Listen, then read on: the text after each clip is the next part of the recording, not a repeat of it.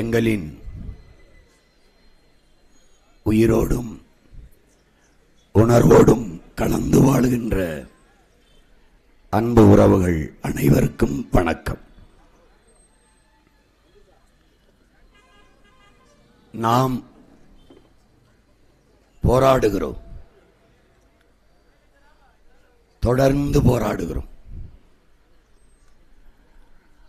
போராடுவது நமக்கு பொழுதுபோக்கல்ல, வாழ்வதற்காகவே போராடுகிறோம்.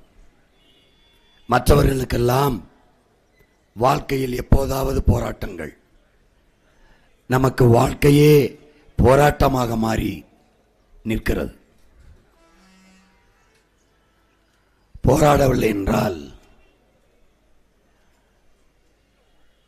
நாம் பலியாடுகளாக ஆவோம். கால்கள் கட்டப்படும், கழுத்துகள் வெட்டப்படும். அதனாலேயே நாம் போராடுகிறோம்.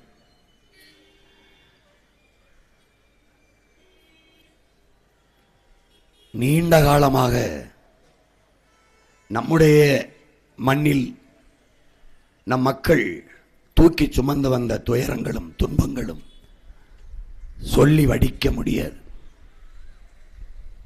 எப்போதுமே என் அன்பு பெற்றோர்களே, என் அருமை உடன் பிறந்தார்களே, காப்பியங்களும் கட்டுரைகளும் கவிதைகளும் கதைகளும் மைகளால் எழுதப்படுகிறது. ஆனால் வரலாறு இரத்தத்திலும் கண்ணீரிலுமே எழுதப்படுகிறது. அப்படி நம்முடைய இன மக்களின் வரலாறும் இரத்தத்தாலும் கண்ணீராலும் எழுதப்பட்டதுதான். இங்கே வேளாண்மையில் பல பிரிவுகள், நீர் வேளாண்மை, நில வேளாண்மை, மலை வேளாண்மை என்று. அது நில வேளாண்மை நெல், கரும்பு, வாழை, தக்காளி, வெண்டைக்காய், கத்தரிக்காய், இப்படியே கம்பு, வரகு, சோளம், திணை. கடல் வேளாண்மை உங்களுக்கு தெரியும், மீன், நண்டு, எறா, சுறா எல்லாம். மலை வேளாண்மை முள்ளங்கி, கேரட்டு, பீட்ரூட்டு, கிழங்கு வகைகள், தேயிலை. அந்த தேயிலையில் சாறை எடுக்கும்போது, தேநீரை எடுக்கும்போது அந்த சார் சிவப்பாக இருக்க காரணம் என் மக்கள் சிந்திய இரத்தத்தில் தான் அது விளைகிறது. அதனால் அது சிவப்பாக அந்த நீர் இருக்கிறது. என் மக்களின் இரத்தத்தில் சிவந்ததுதான் அந்த சிவப்பு. உங்களுக்கு தெரியும், இலங்கையில் மலையகத்தில் நம் மக்கள் வெள்ளைக்காரர் காலத்திலே தோட்ட தொழிலாளர்களாக அழைத்து செல்லப்பட்டு அங்கே காலமாக வாழ்ந்து வந்தார்கள். சிங்களர்கள் நமக்கு குடியுரிமை தராமல் பல லட்சக்கணக்கான மக்களை நாடற்றவர்களாக்கி சிறிமாவோ பண்டாரநாயக்கர் லால்புரி சாஸ்திரி ஒப்பந்தத்திலே இரவோடு இரவாக கொண்டு வந்து இந்த நிலத்திலே இறக்கிவிட்டு போனார்கள். அங்கே செய்த அதே தேயிலை தோட்ட தொழிலை இங்கு வந்து செய்ய தொடங்கினோம். ஆனால் வேலைக்கும் வருவாய்க்கும் உறுதியற்ற நிலையில் இன்னும் நமது மக்கள் வாடி வதங்கிக் கொண்டு அல்லாடி கொண்டிருக்கிறார். உங்களுக்கே தெரியும், இந்த நிலத்தில் நடந்த எண்ணற்ற போராட்டங்களுக்கு உங்களோடு ஒருவனாக உங்கள் மகன், உங்களுடன் பிறந்தவன் என்று போராடி இருக்கிறேன் என்பது உங்கள் நினைவில் இருக்கும். இங்கே நாடெங்கிலும் இருக்கிற கணக்கில்லாத, கணக்கிட முடியாத பிரச்சனைகள், அடிப்படை மனித வாழ்க்கைக்கு அடிப்படை தேவைன்னு இருக்கிறது. அதை கூட நிறைவேற்ற தராத அரசைத்தான் 60 ஆண்டுகளாக நாம் நிறுவிக்கொண்டே இருக்கிறோம் என்பதை அறிவார்ந்த பெருமக்கள் புரிந்து கொள்ள வேண்டும். எதது அடிப்படை? ஒரு மனிதனுக்கு உணவு, உடை, உறைவிடம், உண்ண உணவு, உடுக்க உடை, உறங்க இடம், வாழ்விடம். இது மூன்றும் அடிப்படை, ஒரு ஃபண்டமெண்டல் ரைட்ஸ். இது மூன்றையும் ஒரு அரசு கொடுக்க தவறிட்டால் அந்த சமூகம் குற்ற சமூகமாகத்தான் மாறும் என்று தவ திரு குன்றக்குடி அடிகளார் என்கிற பெருந்தகை நமக்கு சொல்லுகிறார். ஆனால் இந்த அடிப்படையை நிறைவேற்றவில்லை. அதற்கு மேம்பட்ட வாழ்வு கல்வி. கல்விதான் சமூகத்தை ஒழுங்குபடுத்தும், மேம்படுத்தும், சீர்படுத்தும். கல்விதான் அனைத்தும். கல்வியிலிருந்துதான் எல்லாமே தொடங்குது. அப்ப ஒரு நாட்டின் செல்வத்திலே ஆகப்பெரும் செல்வம் அறிவு செல்வம் தான், கல்வி செல்வம் தான். அதை தனிப்பெரும் முதலாளிகளின் லாப குவியலுக்கான தொழிலாக மாற்றியது இந்த அரசுகள்.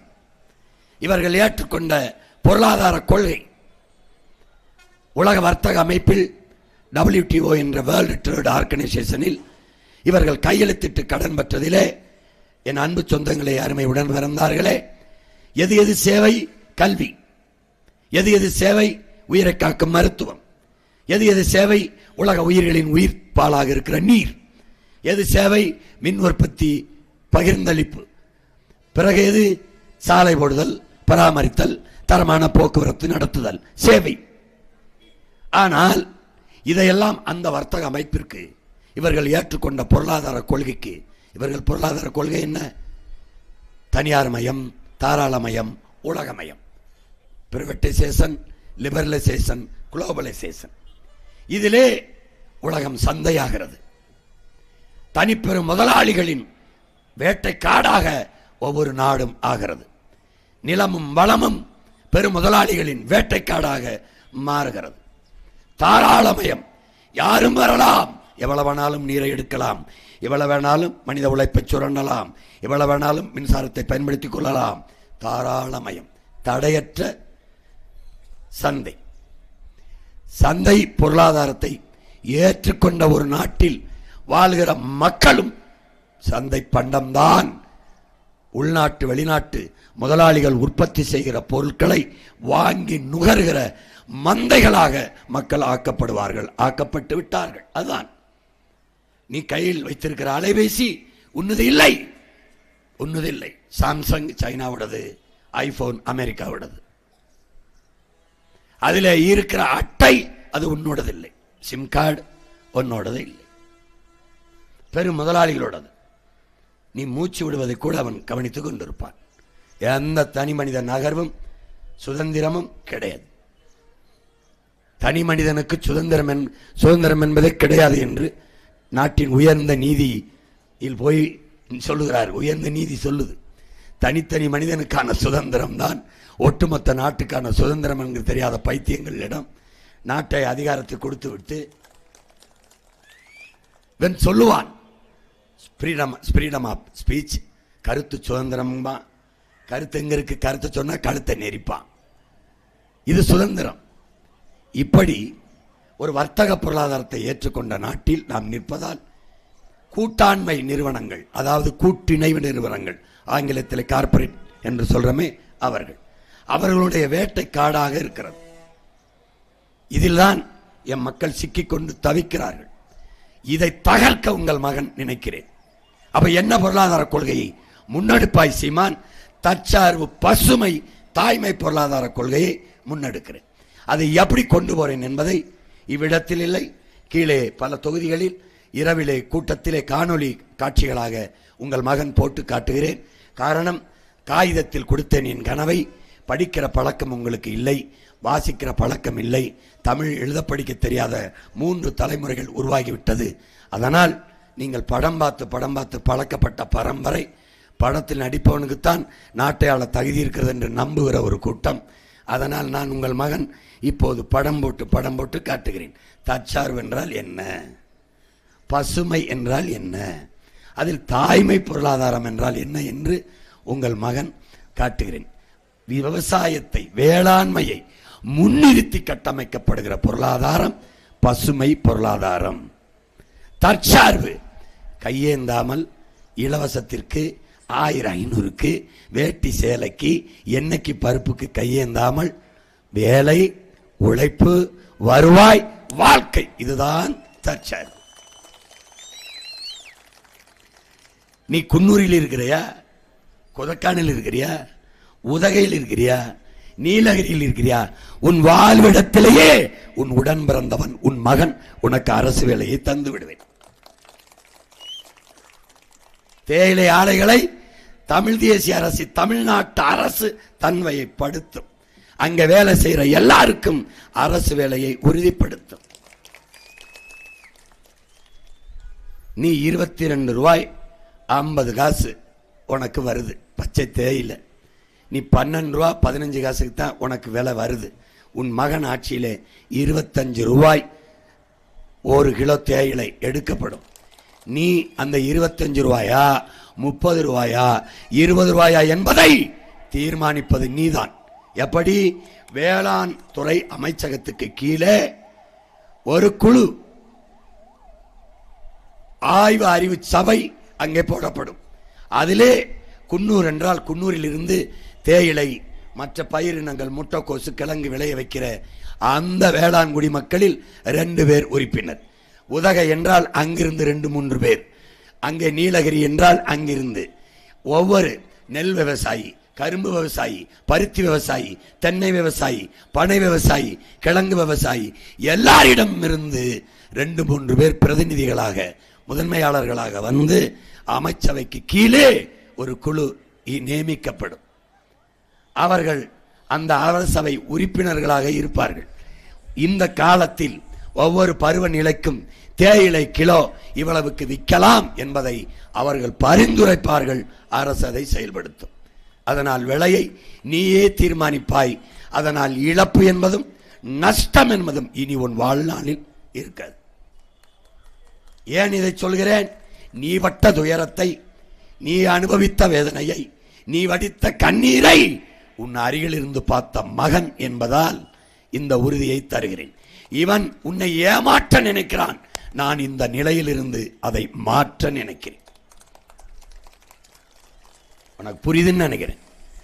இங்கே படுகாசு இன மக்கள் நம் சொந்தங்கள் எங்களை பிசியில இருந்து பேக்வர்ட் கிளாஸ்ல இருந்து எஸ்டிக்கு பழங்குடி மக்களாக மாற்ற வேண்டும் என்ற கோரிக்கை வைத்த போது கொட்டுகிற மலையிலே இதே உதகையில் வந்து மக்களோடு மக்களாக நின்று போராடிய மகன் நான் என்பதை என் அன்பு சொந்தங்கள் மறந்திருக்க முடியாது. உங்களுக்கு உணர்த்த நான் நினைப்பது, மறந்து விடுவது மக்களின் இயல்பு. அதை நினைவுபடுத்திக் கொண்டே இருப்பது போராளிகளின் கடமை. அதைத்தான் உங்கள் மகன் செய்து கொண்டிருக்கிறேன். நீ மறந்து விடுகிறாய். இத்தனை பிரச்சனைகளையும் தந்தவர்கள் யார்? மனுக்களோடும் கவலை தோய்ந்த முகத்தோடும் கண்ணீர் நிறைந்த வெளிகளோடும் காத்து நிற்கிறாயே, முறையிடுகிறாயே, கலங்குகிறாயே, கதறுகிறாயே. இத்தனை பிரச்சனைகளையும் நமக்குள் தந்தவர்கள் யார்? இதை நீ எண்ணி பார்க்கணும். இத்தனை ஆண்டுகளாக வென்றவர்கள், அதிகாரத்திற்கு சென்றவர்கள், நம்மை ஆண்டவர்கள், அவர்கள்தான் இத்தனை பிரச்சனைகளையும் பிரசவித்தவர்கள். நமக்கு இந்த துயர துன்பத்தை, இந்த போராட்டங்களை, இந்த பிரச்சனைகளை கையளித்தவர்கள் அவர்கள்தான். யார் போராடவில்லை? தேயிலை தோட்ட தொழிலாளி மட்டும்தானா? இல்லை பழங்குடி மக்களை எங்கள் ஆக்குங்கள் என்று படுகாசு மக்கள் தானா? சாதிவாரி கணக்கெடுத்து எங்களுக்கு உரிய பிரதிநிதித்துவத்தை கொடு என்று எல்லோரும் போராடுகிறார்கள். அதிலே படுகாசு மக்களும் போராடுகிறார்கள், மாணவர்கள் போராடுகிறார்கள். கல்வி கடனை தள்ளுபடி செய்யுங்கள் என்று. கல்வி மானுட உரிமை, கொடுக்க வேண்டியது அரசின் கடமை. கல்வியை கொடுப்பது அரசின் கடன். அது கடன் வாங்கி ஒரு மாணவனை அறிவி பசி அதைக்கு நிறைவேற்றாமல் அறிவை தேடும் ஒரு இளைஞனுக்கு, இந்த நாட்டில் பிறந்த ஒரு மகனுக்கு கல்வியை கொடுப்பதை விட அரசின் வேலை என்னவாக இருக்க முடியும்? ஒரு நாட்டை அறிவு சமூகமாக ஆக்கிறதை விட அரசின் வேலை என்னவாக இருக்க முடியும்? என்ன சொந்தங்களே, என்னவாக இருக்க முடியும்? என்னவாக இருக்க முடியும்? ஒரு நாட்டின் எதிர்காலத்தை அந்த நாட்டின் வகுப்பறை தான் தீர்மானிக்கிறது என்கிறான். உன்னுடைய வகுப்பறை வகுப்பறையாக, அறிவு கருவறையாக இல்லாமல் வர்த்தகராக, வியாபார அறையாக மாறி நிற்கிறதை நீ அறிய வேண்டும். ஒரு மாணவனை கடன் வாங்கி கல்வி கற்கிற நிலையில் வைக்கிற அரசை நீ எப்படி தேர்வு செய்கிறாய்? எப்படி தேர்வு செய்கிறாய்? கல்வி கடன் வாங்கி படிப்பான், அந்த கல்வி கடனை தள்ளுபடி செய்வான். அந்த தள்ளுபடி செய்யறது இழக்கிற பணத்தை வைத்து கல்வியின் தரத்தை உயர்த்த முடியுமா, முடியாதா? இதான் கேள்வி. ஒரு தனி முதலாளி தரமான கல்வியையும் தரமான மருத்துவத்தையும் கொடுத்து விடுவான் என்றால் அரசு அந்த முதலாளி ஒற்றை முதலாளியிடம் தோற்று போகிறதா? என் மக்களின் வாக்கு மதிப்பற்றதா? என் மக்களின் நம்பிக்கை ஏமாற்றப்படுகிறதா? எப்படி? என் மக்களின் எதிர்பார்ப்பு ஏமாற்றப்படுகிறதா? இதான கேள்வி. எத்தனை கேள்வியை உங்கள் முன்னிருந்து உங்கள் மகன் உங்களுக்காக ஆட்சி அதிகாரத்தை பார்த்து எழுப்புகிறேன். யாரிடத்தில் பதில் இருக்கிறது? யாரிடத்திலே? மாணவர்கள், படிப்பிக்கிற ஆசிரியன், அறிவை போதிக்கிற ஆசிரியன் வீதியில் நின்று ஊதிய உயர்வுக்கு பிறந்த என்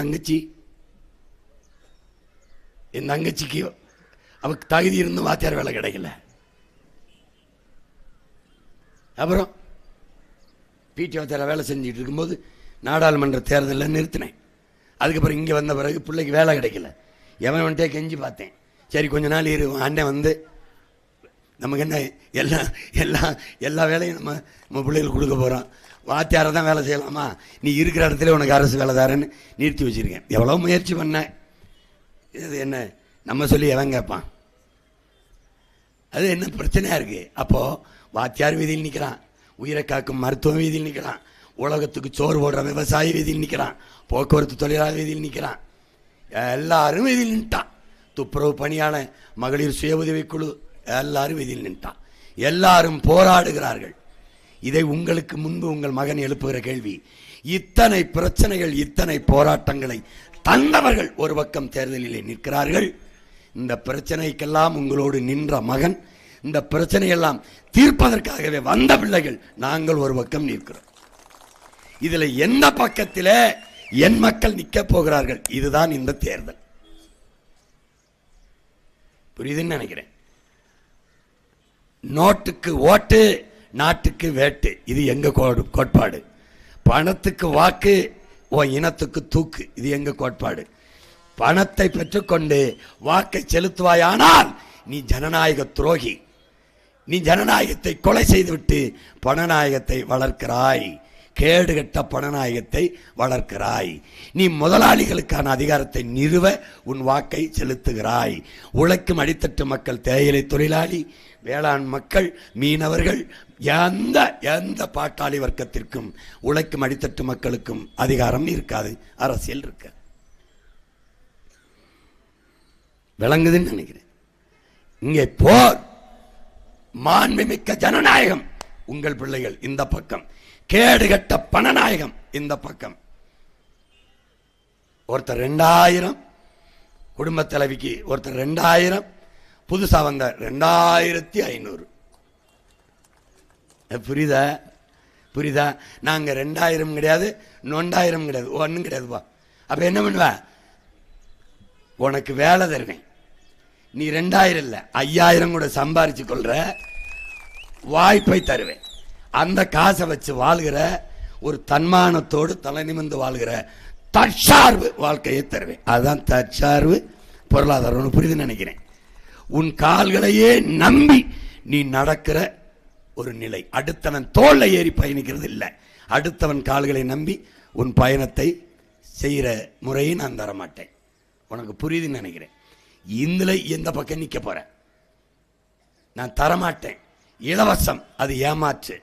மக்களின் ஆசையை தூண்டி இலவசம் பேசி அவனை மயக்கி அவனுடைய வாக்கை பறிக்கிறது. என் தம்பி சீமான் சொன்னான்ல, 10 லட்சம் கோடி, அவன் 10 லட்சம் 10 லட்சம்ங்கிறான். 10 லட்சம் கோடி கடன், 10 லட்சம் கோடி. நம்ம ஐயா மட்டும் 5 லட்சம் கோடி வாங்கியிருக்காப்ல. எப்போ? 5 ஆண்டுகள, வருஷத்துக்கு 1 லட்சம் கோடி, 1 லட்சம் கோடி, 1,10,000 கோடி வாங்கியிருக்காப்ல. இப்போ இந்த பணத்தை வைத்து நிறைவேற்றிய திட்டம் என்ன? எந்த மக்களின் பிரச்சனை தீர்க்கப்பட்டிருக்கு? இல்ல கல்வி தரம் உயர்த்தப்பட்டிருக்கா? மருத்துவத்தின் தரம் உயர்த்தப்பட்டிருக்கா? 18,500 கோடியிலிருந்து 19,500 கோடி, 20,000 கோடி, 22,500 கோடி, இப்ப அப்படியே வளர்ந்து வருது. இப்போ 2025 22,500 கோடி ஆண்டு ஒன்றுக்கு மருத்துவத்துக்கு ஒதுக்குறாங்க. அப்போ பணம் அப்படியே உயர்ந்து கொண்டே வருது, மருத்துவ தரம் உயர்ந்து கொண்டே வருதா என்ற கேள்வியை இந்த நிலத்தை எவனும் எழுப்ப மாட்டான் உன் மகனை தவிர. ஏன்? உன்னுடைய குரல் தான் என் குரல். அவ்வளவு பிரச்சனை நீ எனக்கு கொடுத்துட்டதுனால பார் தொண்டை நெசுங்குது பார். எவ்வளவு பிரச்சனை எடுத்து பேசுறது. 10 நாள் தான் கடந்திருக்கேன், இன்னும் 20 நாள் இருக்கு. எனக்கு இது அவசியம் இல்லை உனக்கு முன்னாடி இருந்து கத்தணும்னு. ஏன்? எனக்கு நீ ஓட்ட போட்ட 36 லட்சம் 8.22 8 விழுக்காடு வாக்கு 6 புள்ளி கா வச்சிருக்கவனுக்கு கோடிக்கணக்கா பேரமும் சீட்டும் பேசுறான். எனக்கு எவ்வளவு பேசியிருப்பான்னு நீ யோசிச்சு பார்க்கணும். எப்படி பேசியிருப்பான்? காதலையே தேனை ஊற்றுவான் லிட்டரா. 1000 கோடி பேச 2000 இல்லை 3000 காதலையே ஊத்துறத ஒரு சொட்டை இந்த நாக்கில் தொட்டு வைங்களேன்னு போயிட்டாங்க. புரியுதுன்னு நினைக்கிறேன் உனக்கு. எத்தனை எத்தனை ஆசை கட்டியிருப்பான். எவ்வளவு பதவி ஆசை, எவ்வளவு பணத்தாசை. அப்ப நான் என்ன பண்ணுவேன்? எனக்கு வேண்டியது பதவி அல்ல, என் மக்களுக்கான உதவி.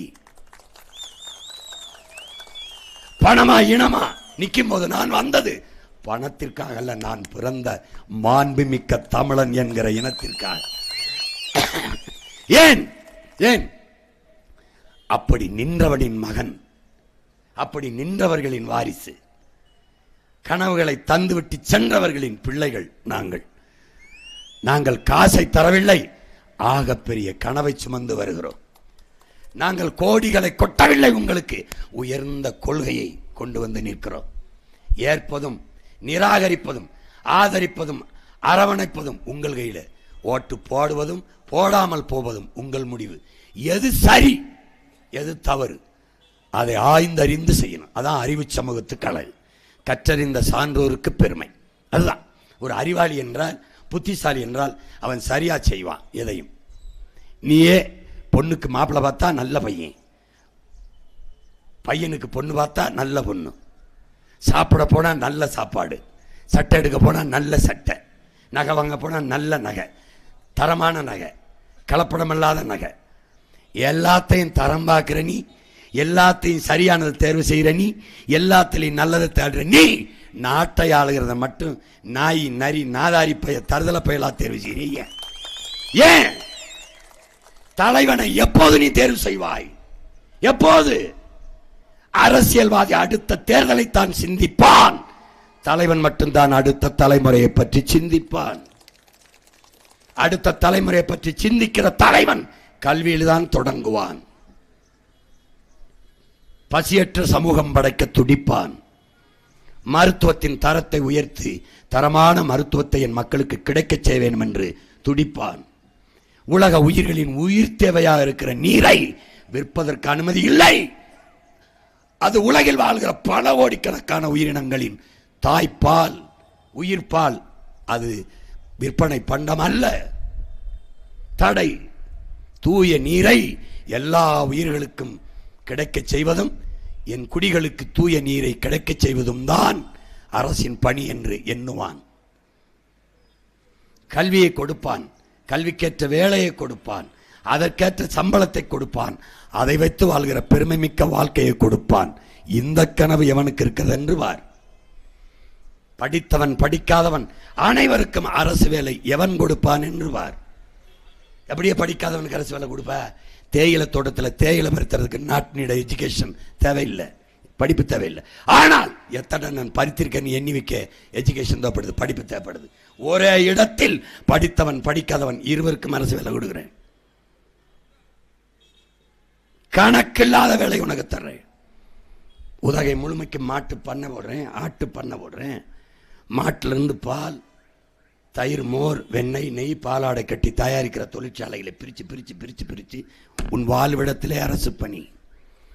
50,000 கோடிக்கு சாராயம் விற்குது ஆண்டுக்கு தமிழ்நாடு அரசு. ஆனால் 3 லட்சம் கோடி பால் மதிப்பிற்கு சந்தை இருக்கு. நீ சாராயத்தை விற்று உன்னை சாகடிக்கவா, உயிரை எடுக்கவா, பாலை விற்று உயிரை கொடுக்கவா, எந்த பக்கம் நிற்க போறாய் என்பதை நீ முடிவு செய். எந்த பக்கம் நிற்க போகிறாய்? 3 பேர் இப்படி திரிசூலமா வாரான். நான் என் பாட்டனுடைய வேலை தூக்கி வேலாயுதமா வாரேன். அவன் 3 ஆயுதம் இல்லை 30 ஆயுதம் இருந்தாலும் ஒரே வேலை குறுக்க நிறுத்தி தடுப்பான். உன் மகன் என்னை ஒன்றும் பண்ண முடியாது. பேசுறதுக்கு 10-12 வயசுல தான் என்ன ஆரம்பித்தேன். ஆனால் எப்படி சண்டை கற்றுக்கிற சண்டை செய்யறதுன்னு 5 வயசுல இருந்தா ஆரம்பித்தேன். புரியுதுன்னு நினைக்கிறேன். சண்டை சண்டை எப்படி போடுறதுங்கிறத கற்றுக்கிட்டதுக்கு பிறகுதான் பேசுறது எப்படின்னு கற்றுக்கிட்டேன்.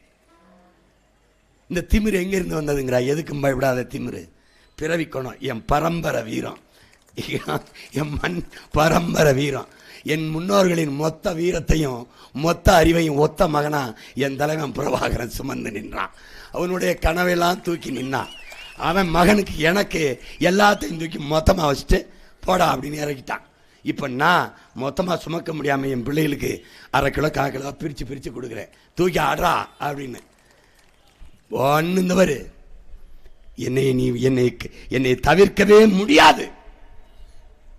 ஏன்னா உன் பிரச்சனைக்கு தீர்வு உன் மகங்கையில் தான் இருக்கு, ஒருத்தண்டே இல்லை. என்ன பிரச்சனையை தந்தவன் எப்படா தீர்ப்பேன்? எப்படி தீர்ப்பேன்? அதனால பன்னெடுங்காலமாக நீ சுமந்திருக்கிற பசியை போக்க வந்த உணவு உன் மகன்தான். பிடிச்சிக்க, என்னை கெட்டியா பிடிச்சிக்க. தேயிலை தோட்டமா வேலை, பால் பண்ணையா வேலை, நீ தயாரிக்கிற கிழங்கு விளைவிக்கிறியா, உரிய விலையை கொடுத்தா அரசே கொள்முதல் செய்யும். இந்த நிலத்தில் விளையிற அங்காடிக்கு பேரு குறிஞ்சி அங்காடி என்று யார் வைப்பா? அரசே வச்சிடும். அப்ப ஊட்டி கொடைக்கானல்ல கேரட்டு முள்ளங்கி பீட்ரூட்லாம் விளையுது, அதனால அங்கே விலை குறைவு. விளையாத ராமநாதபுரம் ஜீவங்க அந்த பகுதியில் விலை அதிகம். அது கிடையாது. நாடங்களும் சேலமாக இருந்தாலும் அது எங்கே இருந்தாலும் ஒரே விலை தான். யார் முடிவு பண்ணுவா? விவசாயி. இந்த வாட்டி கேரட்டு கிலோ 50 ரூபாய்க்கு விற்கலாம் அப்படின்னு அவங்க பரிந்துரை சொன்ன வேளாண் துறை அமைச்சர் கையெழுத்து போட்டு செயல்படுத்திடுவாங்க.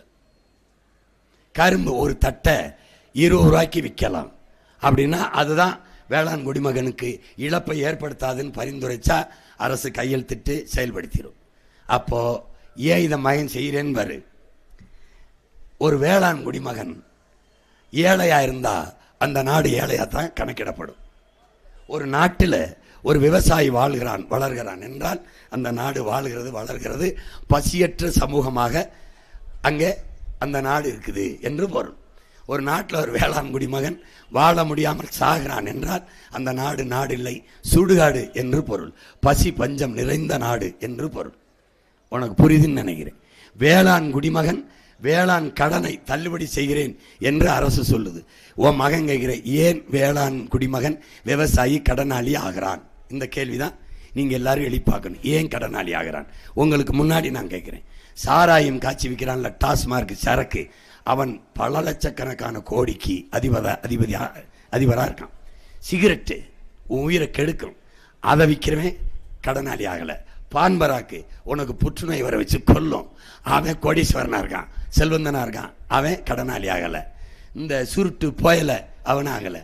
சிறக்கிற பிளேட்டு கத்தி செய்யறான்ல, பிளேட்டு கத்தி, அவன் கடனாளியால. அவனும் குண்டூசி தயாரிக்கிறான்ல, அவனும் காரு செருப்பு எல்லாரும் பணக்காரனா இருக்கான், கடனாளி ஆகலை.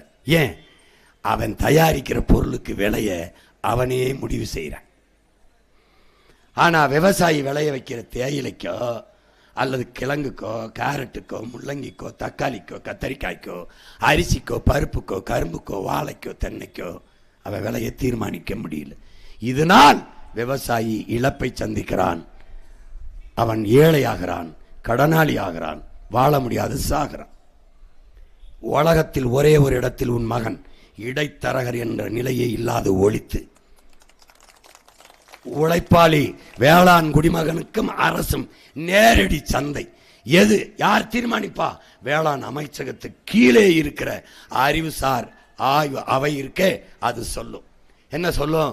இந்த ஆண்டு விளைச்சல் இப்படி இருக்குது, இவ்வளவுதான் கிடைச்சிருக்குது. அப்ப நாடங்களும் பரவலாக நம்ம மக்களுக்கு உணவுப் பொருள் கிடைக்கணும்னா இவ்வளவு விலையை வச்சு நம்ம கொடுத்துடலாம் சொல்லிட்டா, பரிந்துரைச்சிட்டா செயல்படுத்திடும்.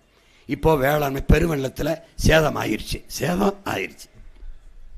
இழப்பீடு அரசா குத்துமதிப்பு அறிவிப்பதில்லை. அந்த வேளாண் குடிமக்கள் நியாயமாக ஆய்வு செய்து ஒரு ஏக்கருக்கு 25,000 கொடுக்கலாம் அல்லது 1,00,000 கொடுக்கலாம் என்று பரிந்துரைத்தால் அதை அரசு அப்படியே செயல்படுத்தும். எந்த வேளாண் குடிமகளையும் இழப்பையோ வறுமையோ சந்திக்க விடாது. ஏன்? உழவுக்கும் தொழிலுக்கும் வந்தனை செய்வோம். பாரதி பாடுறான், உழுதுண்டு வாழ்வாரை வாழ்வார் மற்றெல்லாம் தொழுதுண்டு பின் செல்பவர், சுழன்றும் ஏற்பின்னது உலகம் அதனால் உழந்தும் உழவே தலைங்கிறார். உலகத்தில் எத்தொழிலும் இருக்கலாம், உழவுதான் தலையாயது என்கிறார். உழவு என்பது தொழில் அல்ல, எங்கள் வாழ்க்கை முறை, எங்கள் கலாச்சாரம், எங்கள் பண்பாடு. அதனாலே உழவர் குடிமகன் உயர்ந்தான், சிறந்தான், வாழ்ந்தான் என்ற வரலாற்றை உன் மகன் இந்த நிலத்திலே கொண்டு வருவேன். வேலை இல்லை என்ற சொல்லுக்கே வேலை இல்லாத நிலையை நான் உருவாக்குவேன். நீ கவலையே படாத. நம்ம கிராமத்தை அதை ஆக்கிரமிச்சிட்டான், எல்லையை ஆரம்பிச்சிட்டான்ங்கிற அந்த தொல்லையை உன் மகன் வந்தால் இருக்காது. நான் வந்தவன அவன் இடத்த விட்டு அவன் நகரானா இல்லையான்னு மட்டும் பாரு. நான் தான் பல முறை சொல்கிறேனே, அந்த முதலமைச்சர் நாற்காலியில் உன் பிள்ளை உட்கார வை, என் மீனவனை கடலில் தொட்டான்னா அடுத்த நாள் கையெழுத்து போட்டு கீழே இந்த பதவிக்கு அவன் நாட் ஃபிட்டுன்னு நான் இறங்கிறேன் தொட சொல்லு பார்ப்போம். அவனுக்கு தெரியுமாடா உட்காரவன் யார் மகன்னு, அவனுக்கு தெரியும், அவனுக்கு தெரியும். நான் இந்த மாதிரி உன்னை ஏமாத்துறதுனா எனக்கு ரொம்ப பெருசு இல்லை.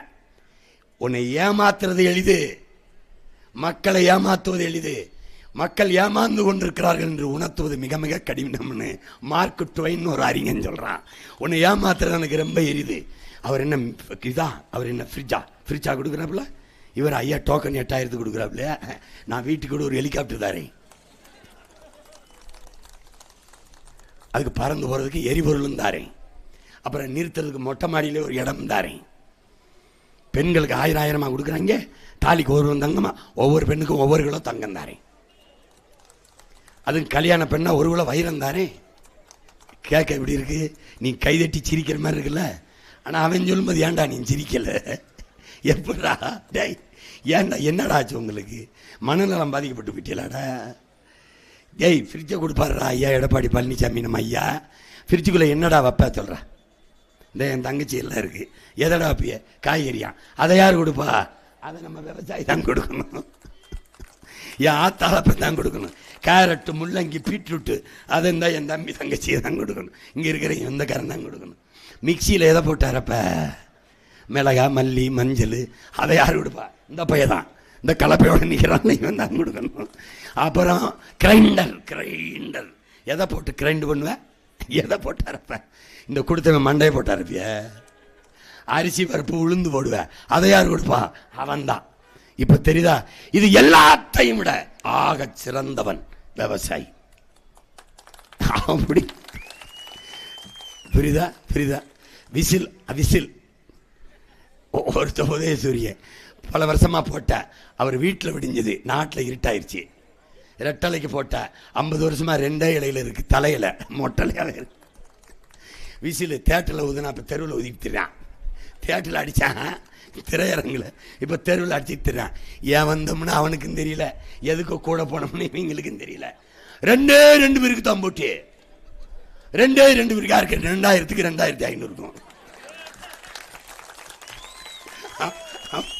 நான் எவ்வளவோ ஒரு கூட பிறந்தவன், மூத்தவன் அண்ணங்கிற முறையில் சொல்லி சொல்லி பார்க்குறேன்.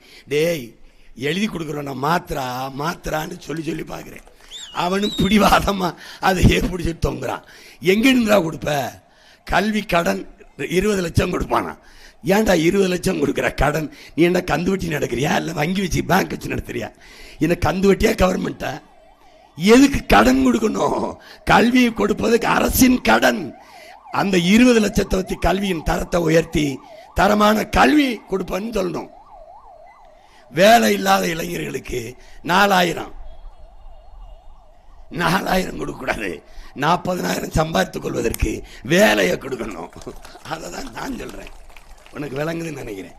நீ இங்கே வரு, நான் உன் மகன் ஆட்சிக்கு வந்தோடனே பிள்ளையை நான் படிக்க வச்சிருவேன், அம்மா அப்பாவுக்கு முடியல உனக்கு முடியல நான் வைத்தியம் பார்த்துருவேன், தண்ணீரை உனக்கு கொடுத்துருவேன், தடையற்ற மின்சாரம் தருவேன், எரிகாற்று ஊரில் இருக்கிற தட்டுப்பாடு இல்லாமல் தந்துடுவேன். ஏன்னா நானே உற்பத்தி செய்வேன், இங்கே உற்பத்தி செய்வேன், குன்னூரில் இங்கே செய்வேன். நான் எப்படி செய்வேன்னு போட்டு காட்டுறேன், நீ நம்புப்பா என்னைய. எல்லா பையனையும் தான் நம்பிட்டு ஒரு தூரம் பெத்த பிள்ளைய நம்புப்பா கொடுப்பேன். ஆனால் ஓசியாக தரமாட்டேன். பஸ்ஸுக்குலாம் ஓசி சிலாம் கிடையாது, 2, 3 தான் இலவசம்னு எதையும் உச்சரிக்கக்கூடாது. கட்டணம் இல்லாத கல்வி உலக தரத்திற்கு. உலகத்தில் யாரு, ஃபின்லாந்து, தென்கொரியா, சிங்கப்பூர் 3ஐயும் முந்துறான் உன் மகன். இனி உலக தரம்ங்கிறது தமிழ்நாட்டின் கல்வி தரம் தான். முந்துறேன். மருத்துவம் எங்கள் அப்பாவுக்கு, என்னை பெற்ற தாய்க்கு, என் தந்தைக்கு, நான் பெற்ற பிள்ளைக்கு, என் துணைவிக்கு எப்படிப்பட்ட மருத்துவம் கிடைக்குன்னு ஆசைப்படுறனோ அது என்னை பெற்ற தாய் தந்தையர், என் மக்கள் எல்லாருக்கும் கிடைக்கணும்னு நான் நினைக்கிறேன், கொடுக்குறேன். எப்படி கொடுக்குறேன்? இந்த நாட்டின் முதன்மை அமைச்சர், prime minister of India, president of India, chief minister of Tamil Nadu, இவங்களுக்கு என்ன மருத்துவம் கிடைக்குதோ அது கடைகோடி குன்னூரில், உதகையில், நீலகிரியில் இருக்கிற தேயிலை பறிக்கிற எங்கள் ஆத்தாவுக்கும் கிடைக்கணும். அதுதான் ஜனநாயகம். தண்ணீர் உனக்கு மட்டும் இல்லை, பறந்து வர கொக்கு, குருவி, மைனா, சிட்டு, கொத்துற பாம்பு, கடிக்கிற கொசு எல்லாத்துக்கும் கிடைக்க செய்யணும். அதுதான் என்னுடைய மாண்பு, அதை செய்வேன். புரியுதா? அவர் என்ன சொல்றாருன்னு புரியுதா? கான்ஃபிடண்டா இருங்க, வெற்றி நிச்சயம், கான்ஃபிடண்டா இருங்க. அவருக்கே கான்ஃபிடன்ட் இல்லை. ரெண்டு பேருக்கு, ஒன்னு டிஎம்கே, இன்னொன்று டிவி கேக்குன்னு 2 தொகுதியில் ஓட்டிடுறாப்ல. கான்ஃபிடன்ட் அவ்வளவுதான். புரியுதா? அவருக்கு அவர் மேலேயும் நம்பிக்கை இல்லை, முன்னாடி நிற்கிற மக்கள் மேலேயும் நம்பிக்கை இல்லை. இதில் தோக்கடிச்சிருவாங்களோன்னு நினைக்கிறாப்புல, இல்லை ஒரு அதில் தோக்கடிச்சிருவாங்கன்னு நினைக்கிறாப்புல. தோல்வியை தாங்க முடியாத எப்படா கதாநாயகனாக இருக்க முடியும்? எப்படி? நீ தான் பெரிய கதாநாயகன், 1000 பேர் அடிப்பிய. எதுக்கு 2 தொகுதியில் நிற்கிற? எதுக்கு? உனக்கே நம்பிக்கை இல்லைன்னா உன் கட்சியில் நிற்கிறவனுக்கு என்னடா நம்பிக்கை வரும்? ஏதோ ஒரு காமெடி பண்ணிட்டு அலைகிறாப்புல. ஏழை விடுறாங்க உங்களை. எங்கள் அண்ணன் பாண்டியராஜன் ஊரை தெரிஞ்சுக்கிட்டேன்னு ஒரு படம் எங்கள் அண்ணன் ஜி சேகர் எடுத்தது. அதில் ஏழை விடுவாங்க. ஐயா, நம்ம ஐயா பயில்வான்றாங்கன்னு அந்த தலைமையில் எங்கள் அண்ணன் பண்ணுவார், 10 பைத்தியத்தை குட்டி வந்துடுவாப்புல. காட்சி இருக்கு, போட்டு பாருங்க. நான் ஒன்று ஒரு தடவை போட்டு காட்டுறேன். இலவசங்கிற தலைப்பில் போடும்போது இதை போட போகிறேன். எல்லாம் வந்து சொல்லுவேன், நான் 1000ன்னு சொல்லுவேன். 1000ன்னு சொல்லுவியா? 1000ன்னு சொல்லுவேன். 2000ன்னு சொல்லணும். நீ 500னா 1000ன்னு சொல்லணும். 1000னா 2000ன்னு சொல்லணும். 2000னா 3000ன்னு சொல்லணும். 3000னா 4000ன்னு சொல்லணும். பயிற்சி கொடுத்து குட்டி விடுறா. பூரா பைத்தியம். புரியுதா? பூரா பைத்தியம். இப்போ தெரியுதுல எந்த பைத்தியம்னு.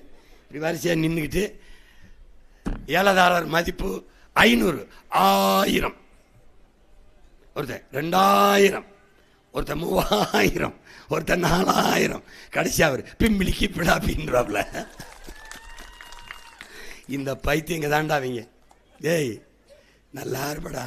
அதுக்கு வைத்தியம் பார்க்க வந்த மகனுக்கு ஒரு ஓட்ட போடுறா. ஏய், நல்லா இருப்படா.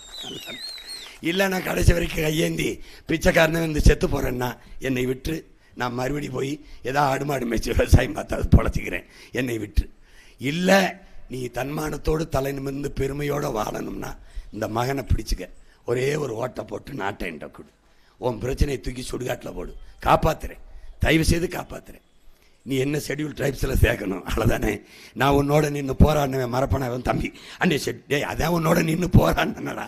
உலகம் பூரா இருக்க என் மக்களுக்கான பிரச்சனையை மனசுக்குள்ள இருக்கும்போது இதை மறப்பனா என்ன? இதை மறப்பனா?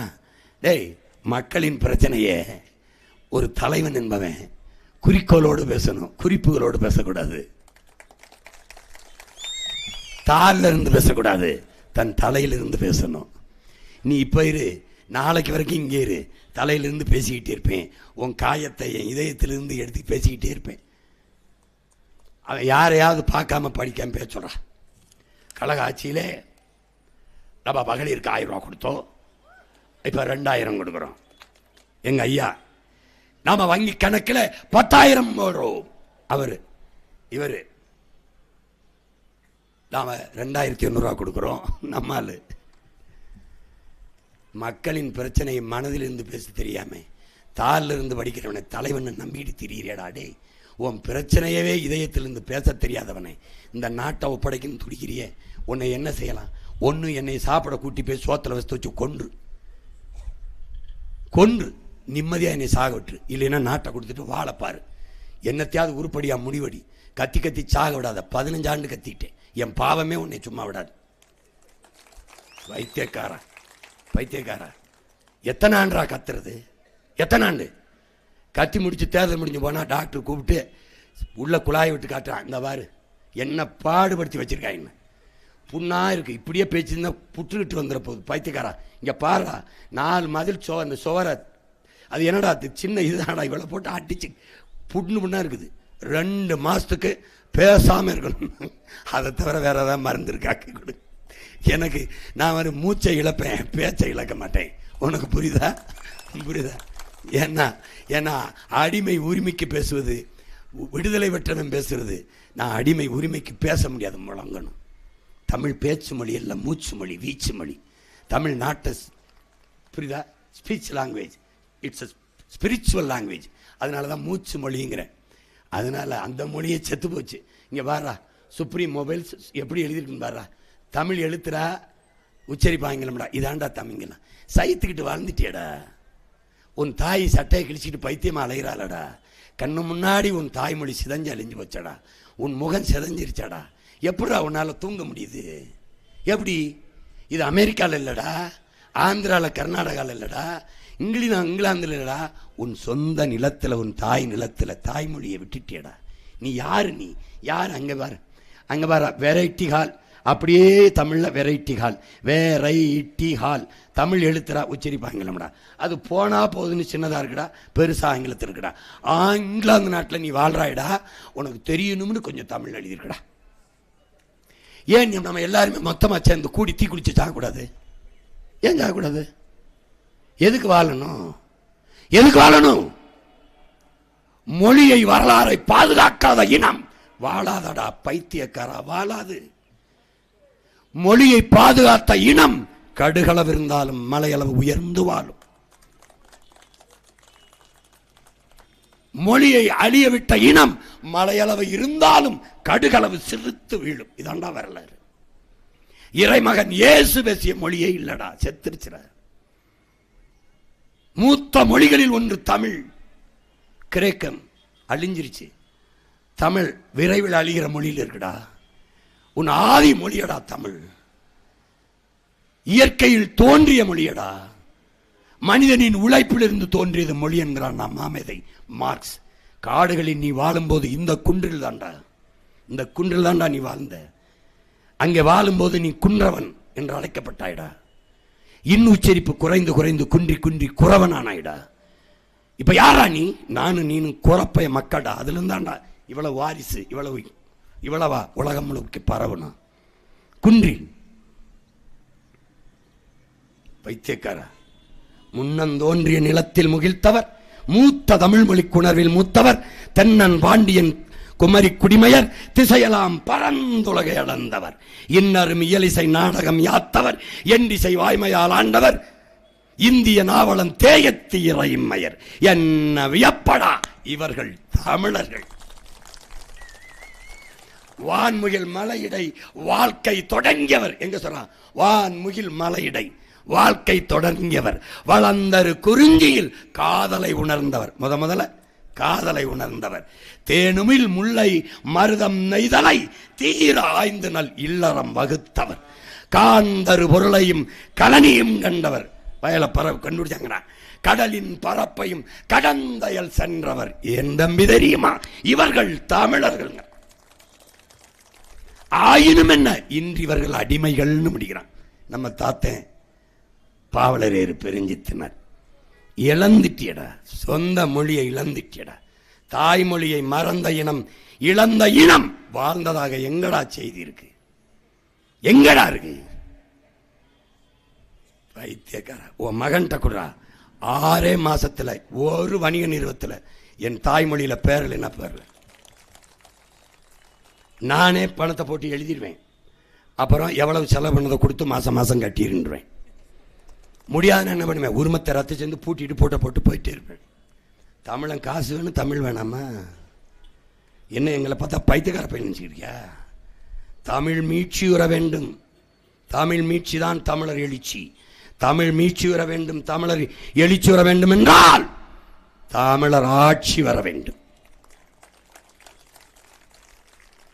எந்த தமிழன், எவன் தமிழுக்கும் தமிழனுக்கும் உயிராக நிற்பானோ அந்த தமிழனின் ஆட்சி வர வேண்டும்.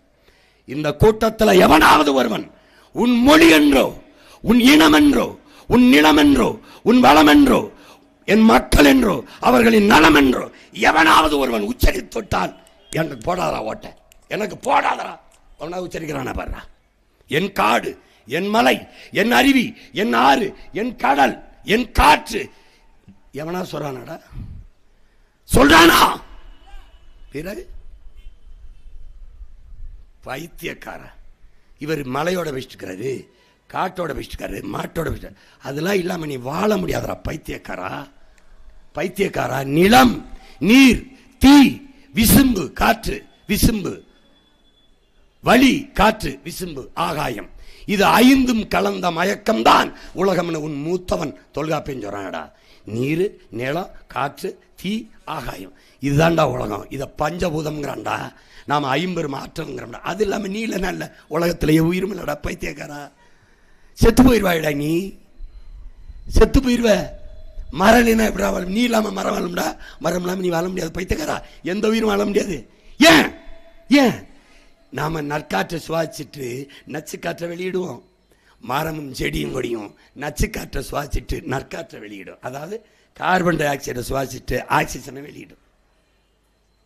நீ ஆக்சிஜனை சுவாசிச்சுட்டு கார்பன் டை ஆக்சைடை வெளியிடுவ. எல்லா உயிரும் அப்படித்தான், மரம் செடி கொடிகளை தவிர. அதில் நீ வாழ முடியாது தம்பி.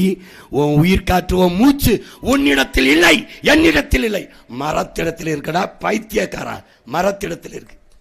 மரம் மரம் இல்லடா, நம்ம உயிரடா, உயிரடா, கிறுக்கா கிறுக்கா. அதனாலதான்டா அவன் மகன் மரம் மண்ணின் வரம் வளர்ப்பதே மனிதாரம்னு பல கோடி பணத்திட்டம், 10 ஆண்டு பசங்க திட்டம்னு கத்திக்கிட்டு வாரேன். நீ நல்லா இருக்கணும்னா எனக்கு ஓட்ட போடு, இல்லைன்னா எவனுக்கு ஓட்ட போட்டு என்னை ஓட்ட போடு. இதே மாதிரி உயிரில் தெம்பு இருக்கிறவரை கத்திட்டு செத்து போகிறேன். போ, எப்படியோ போ, போய் தொலை. எல்லாத்தையும் மாற்றணும்னு நினைக்கிறேன்.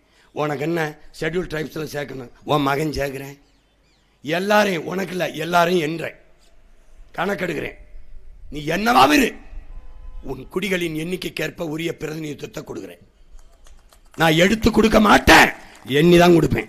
அள்ளி கொடுக்க மாட்டேன், அளந்து தான் கொடுப்பேன். அவரவனுக்கு உள்ளது. 10 பேர் இருக்க வீட்டுக்கு 100 பேர் சாப்பாடு அனுப்ப மாட்டேன். 100 பேர் இருக்கிற வீட்டுக்கு 10 சாப்பாடு அனுப்ப மாட்டேன். அவனுக்கு 100, இவனுக்கு 10, இவனுக்கு 5, அவனுக்கு 2, அவனுக்கு என்ன இருக்கும் அவனுக்கு. உனக்கு ஏற்ற கல்வி, உனக்கு ஏற்ற வேலை எல்லாத்துக்கும் கொடுத்துறேன். சாதி பற்றி மதம் பற்றி சிந்திக்க ஒரு நொடி நேரம் உனக்கு தரமாட்டேன். படிக்கணும், விளையாடணும், உடலை உறுதி செய்யணும், ஆரோக்கியமாக இருக்கணும், நல்ல உணவு தருவேன், பால் முட்டை எல்லாம் தருவேன். சாப்பிடணும், உடலை உறுதி செய்யணும், உழைக்கணும். எங்கே நிலம் இருக்கு போ, எங்கே வளம் இருக்கு போ. உனக்கு வேலை இல்லைன்னு சொல்லக்கூடாது. நீ குன்னூர்ல இருந்து உதகைக்கே போக வேண்டிய தேவையில்லை, இங்கே தரேன். உதகையிலேருந்து குன்னூருக்கு வர வேண்டியதில்லை, அங்கே வேலை தரேன். நீலகிரியிலேருந்து வேற எங்கேயும் போகாத உன் நிலத்திலே தரேன். தரேன்னா தருவேன். வெற்றி பேச்சு பேச வீண் பேச்சு பேசுகிற மகன் இல்லை நான் சத்தியத்தின் மகன். சத்தியமாகவே வாழ்ந்து செத்த மகத்தான மகன் பிரபாகரனின் மகன் நான். இந்த வேலையெல்லாம் வச்சுக்கிறாத, நீ சொன்னா செய்வேன், சொன்னாச்சு. இதை விடலாம் உனக்கு உறுதி தர முடியாது.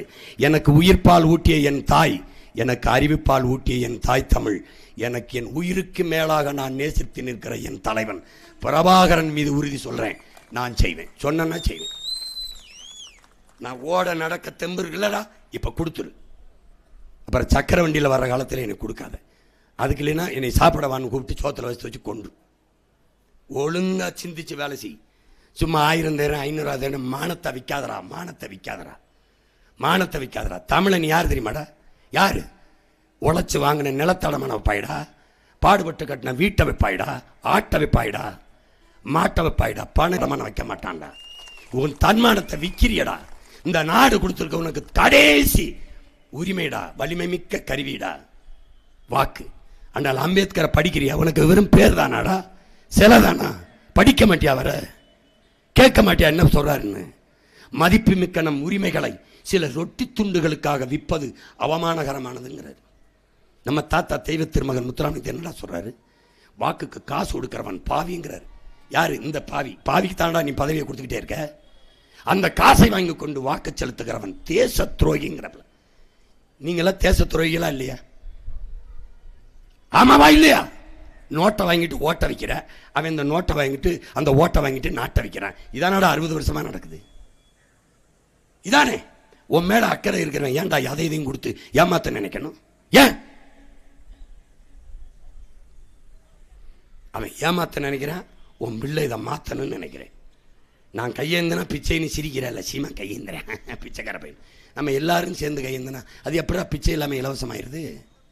எப்படி கொடுக்கும்போது வாங்குடா, காசை வாங்குடா. அன்னை வச்சுக்கிறீங்கன்னே வாங்குறேன், எதுக்குன்னு எனக்கு காசு கொடுக்குறீங்க? ஓட்டுக்கானே சரிண்ணே. நீங்கள் எங்களுக்கு சேவை செய்யத்தான் தேர்தலில் நிற்கிறீங்களானே. ஆமாம் தம்பிச்சி, ஆமாம் தம்பி. அப்படியாண்ணே எங்களுக்கு சேவை செய்ய என்ன காசு கொடுக்குறிய? எங்களுக்கு சேவை செய்ய வர நீங்கள் காசு எதுக்குன்னு கொடுக்குறீங்க? அப்போ நீங்கள் காசு கொடுக்குற இடத்துல சேவை செத்து உங்கள் லாப தேவை வந்துடுதானே. 30 கோடி முதலீடு செய்ய அப்படின்னா சும்மா எங்கள் 30 கோடி செலவு பண்ணி எங்களுக்கு சேவை செய்ய வருவீங்களா, இல்லை 300 கோடி சம்பாதிக்க வருவீங்களான்னு இதை கேட்டினாடா எனக்கு இருக்கிற கோபம் உனக்கு வந்துருச்சு. நீ விழிப்புணர்வு பெற்றுட்டாய், புரட்சிகர சிந்தனை உனக்குள்ள வந்துருச்சுடா, மாற்றத்திற்கான எண்ணம் பிறந்துருச்சு.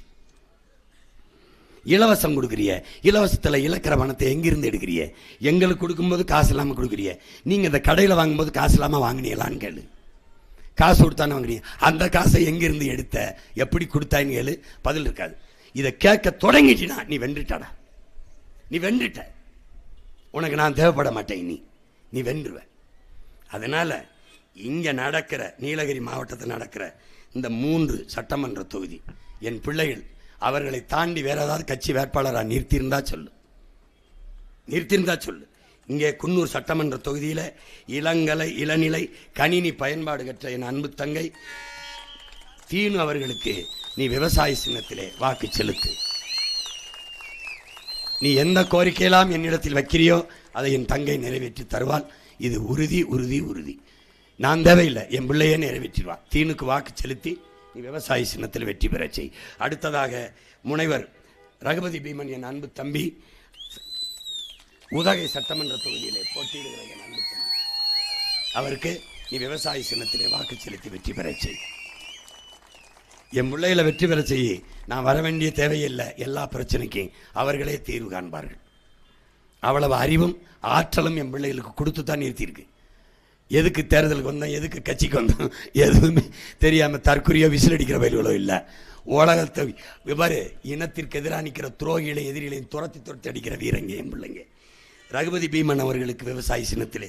அடுத்ததாக கூடலூர் சட்டமன்ற தொகுதியிலே போட்டியிடுகிற என் ஆறுயிர் இளவல் இளங்கலை கணினி தொழில்நுட்பம் படித்த என் அன்பு தம்பி கார்த்திக் அவர்களுக்கு விவசாய சின்னத்திலே வாக்கு செலுத்தி வெற்றி பெற செய்யுங்கள். எங்களின் வெற்றி மக்களே உறுதியாக நம்புங்கள், சத்தியமாக உங்களின் வெற்றி. கண்ணாடியில் போய் பாருங்க, எங்க மூஞ்சியும் பாருங்க, ஒரே மாதிரி இருக்கு. உங்களிடமிருந்து உங்களுக்காக வந்த பிள்ளை. எங்க வெற்றி உங்கள் வெற்றி. நாம் தமிழருங்கிறது கட்சி இல்லை, நம்ம இனத்தின் அடையாளம். அதனால உன் இனத்தின் வெற்றி, தாழ்ந்து வீழ்ந்து கிடக்கிற உரிமை இழந்து கிடக்கிற தமிழ் சமூகத்தின் வெற்றி. திமுக வெல்வது, அதிமுக வெல்வது, காங்கிரஸ் வெல்வது, பாரதிய ஜனதா வெல்வதெல்லாம் ஒரு வழக்கமான ஒரு நிகழ்வு, ஒரு சம்பவம். ஆனால் உங்கள் பிள்ளைகள் நாங்கள் வெல்வது வரலாற்றில் மாபெரும் புரட்சி, சரித்திரத்தில் போற்றத்தக்க சாதனை. அதனால் உங்கள் மதிப்புமிக்க வாக்கை உங்கள் பிள்ளைகள் எங்களுக்கு செலுத்தி வெற்றி பெற செய்யுங்கள். விவசாய சின்னத்திற்கு வாக்களிப்போம். வருங்கால தலைமுறை பிள்ளைகளுக்கு வாக்களிப்போம். புரட்சி எப்போதும் வெல்லும். நம் வெற்றி அதை சொல்லும். இலக்கு ஒன்றுதான், இனத்தின் விடுதலை. இனம் ஒன்றாவோம், இலக்கை வென்றாவோம். தமிழ்தாய் வாழ்க, தலைவர் பிரபாகரன் வாழ்க. நாம் தமிழர்.